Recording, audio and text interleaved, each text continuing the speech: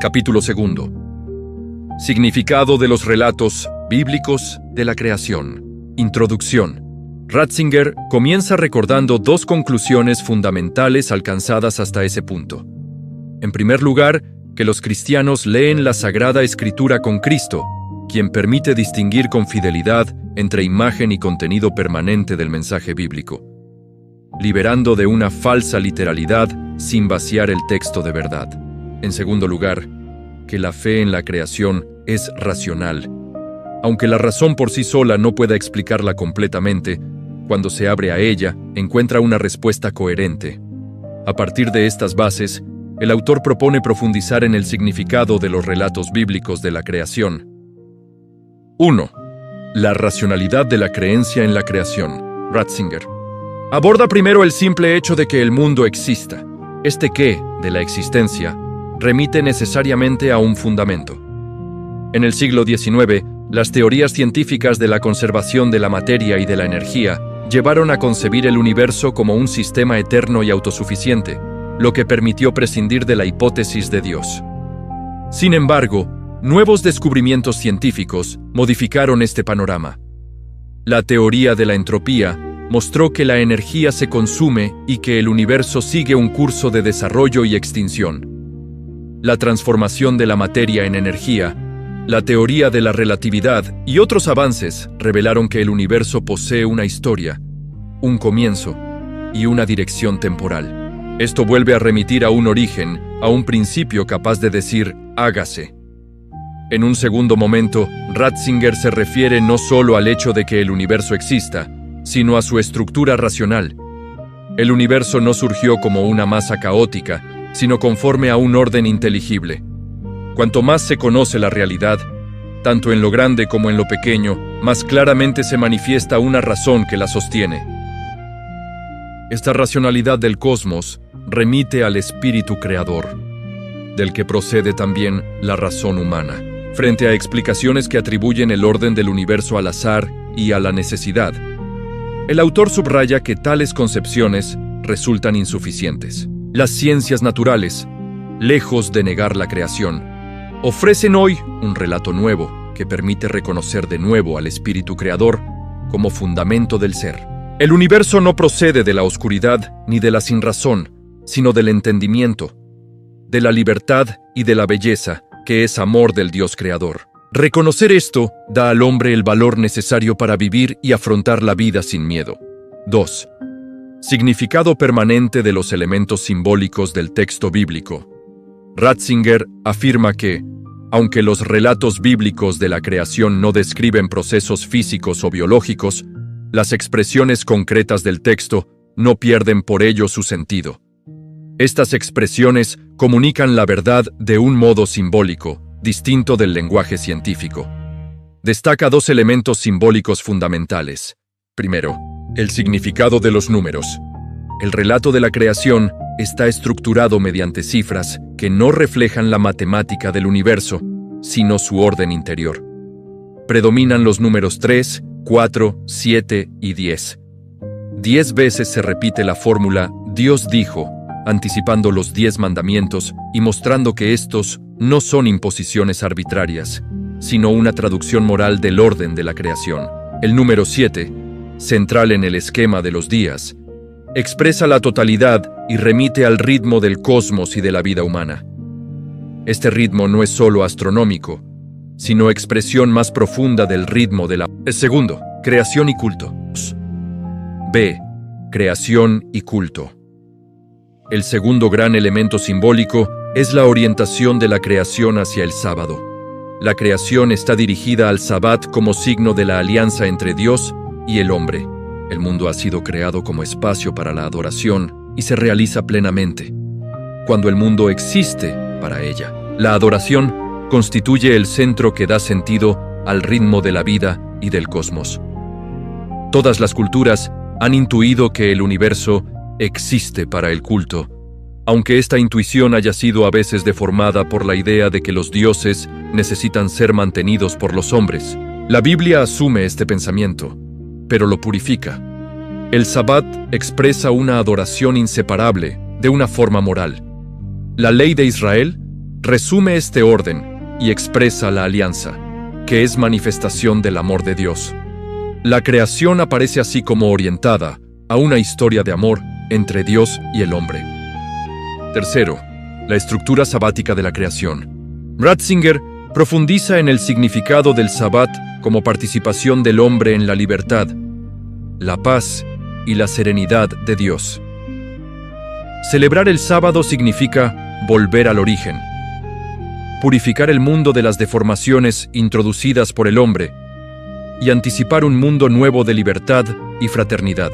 Este principio sabático fundamenta la legislación social de Israel.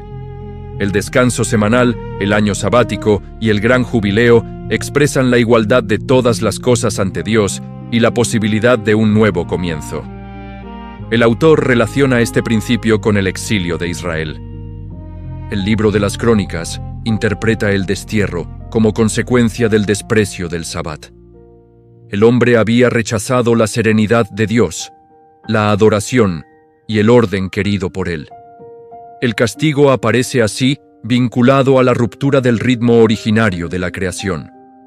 Ratzinger concluye que los relatos bíblicos de la creación no solo afirman que el mundo procede de Dios, sino que revelan su finalidad última: la adoración, la alianza y el amor.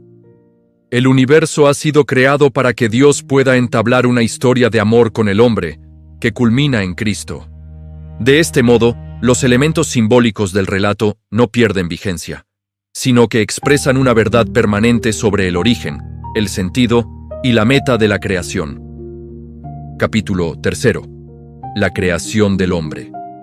Introducción. Ratzinger sitúa la reflexión sobre el hombre dentro del conjunto del mensaje bíblico de la creación. El relato de la creación alcanza su punto culminante en el hombre, y solo desde aquí se comprende plenamente su sentido. La pregunta por el hombre no puede separarse de la pregunta por el Dios creador. 1. El hombre formado de la tierra. El autor comienza analizando el segundo relato bíblico de la creación, en el que el hombre aparece modelado a partir del polvo de la tierra.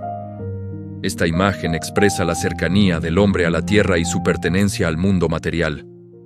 El hombre no es un ser extraño dentro de la naturaleza, sino que comparte con ella su condición material.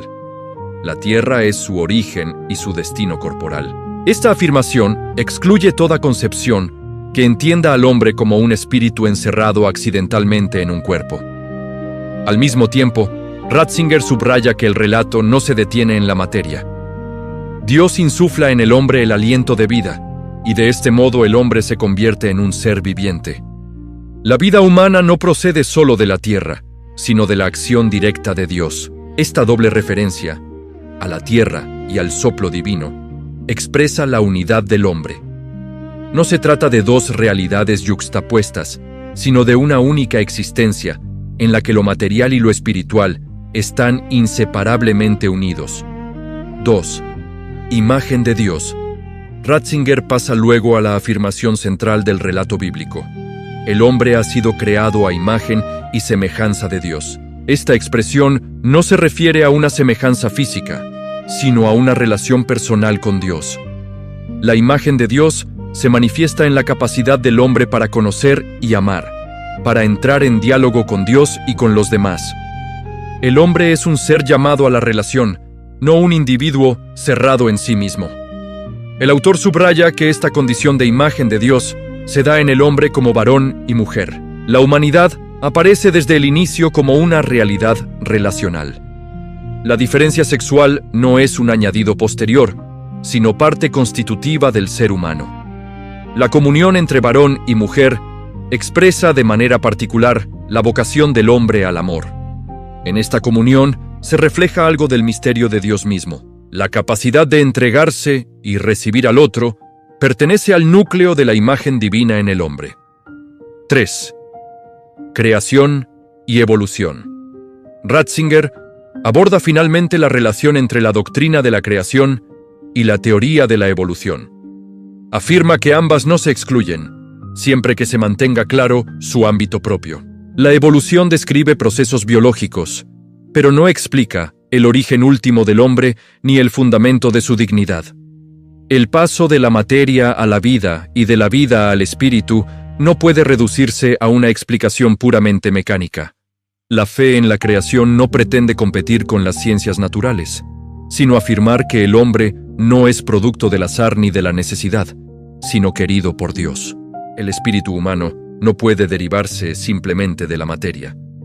El autor insiste en que el hombre es más que el resultado de un proceso evolutivo. Es un ser llamado por Dios, capaz de responderle y de vivir en relación con él. Esta llamada funda su dignidad y su responsabilidad. Conclusión del capítulo. Ratzinger concluye que la doctrina bíblica de la creación del hombre revela simultáneamente su humildad y su grandeza. El hombre es tierra, pero una tierra tocada por el aliento de Dios. Es criatura, pero creada a imagen de Dios. Solo desde esta visión puede comprenderse adecuadamente al hombre, su unidad corporal y espiritual, su vocación al amor, su dignidad irreductible y su responsabilidad ante Dios y ante el mundo. Capítulo 4. Pecado y salvación. Introducción. Ratzinger sitúa el tema del pecado dentro del conjunto del mensaje de la creación. La fe bíblica en la creación no presenta un mundo ideal e intacto, sino un mundo real, marcado por la ruptura. El relato del pecado original no es un añadido posterior, sino una parte constitutiva del mensaje sobre el origen y el sentido del hombre. 1. El relato del pecado original. El autor comienza con el relato del Génesis sobre la caída del hombre. Este texto, como los relatos de la creación, no es una crónica histórica ni una explicación científica, sino un lenguaje simbólico que expresa una verdad permanente sobre la condición humana. El relato describe la situación originaria del hombre en armonía con Dios, consigo mismo, con los demás y con la creación. Esta armonía se rompe por la desobediencia que no es presentada como una simple infracción de una norma, sino como una actitud interior. La voluntad de ser como Dios, de decidir por sí mismo lo que es bueno y lo que es malo. El pecado aparece así, como desconfianza frente a Dios. El hombre sospecha que Dios le quita algo y busca afirmarse contra él. La tentación consiste en presentar a Dios como rival del hombre, no como garante de su libertad. 2. Las consecuencias del pecado. Ratzinger describe las consecuencias inmediatas del pecado. La primera es la ruptura de la relación con Dios. El hombre se esconde, tiene miedo y experimenta la distancia. A continuación, se rompe la relación del hombre consigo mismo. Aparece la vergüenza, la conciencia de la propia desnudez, la pérdida de la unidad interior. El hombre ya no está en paz consigo mismo. También se quiebra la relación con el otro. La acusación sustituye a la comunión. El hombre culpa a la mujer y la mujer a la serpiente. La relación se transforma en dominio y conflicto. Finalmente, la ruptura alcanza a la creación. El trabajo se vuelve fatiga, la tierra ya no ofrece espontáneamente sus frutos y la muerte entra en la experiencia humana. El pecado no afecta solo al individuo, sino al conjunto de la realidad humana. 3. El pecado como realidad universal. Ratzinger subraya que el relato del pecado original no describe solo un acontecimiento del pasado, sino una realidad presente y universal.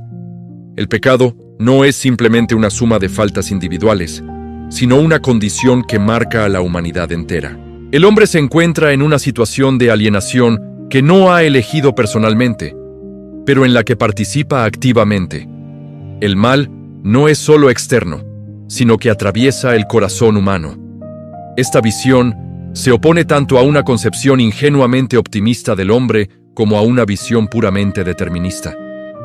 El hombre es responsable, pero su libertad está herida. 4. Promesa y esperanza de salvación. El relato del Génesis no termina con la caída.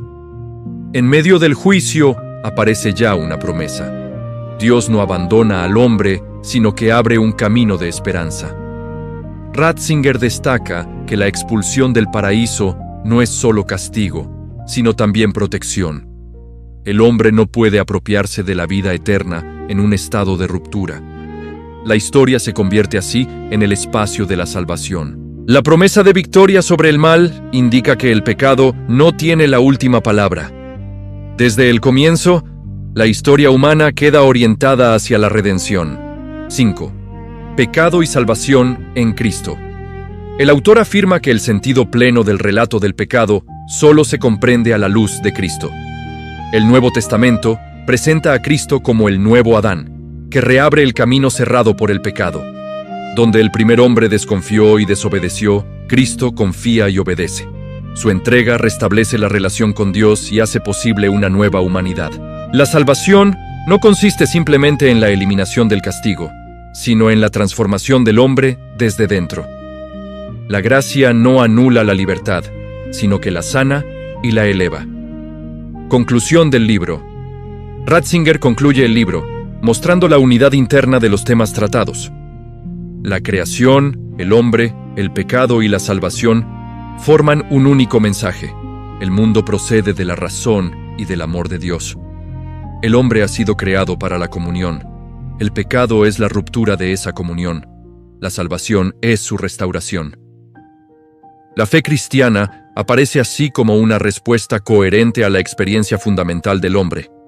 Su grandeza y su miseria, su deseo de plenitud y su incapacidad para alcanzarla por sí solo, porque necesita siempre a Dios. La fe cristiana responde así a nuestra experiencia más profunda. Anhelamos la plenitud, pero no podemos alcanzarla solos. Necesitamos siempre a Dios. Gracias por acompañarnos. No olvides dar a like y suscribirte para más reflexiones como esta. Hasta pronto.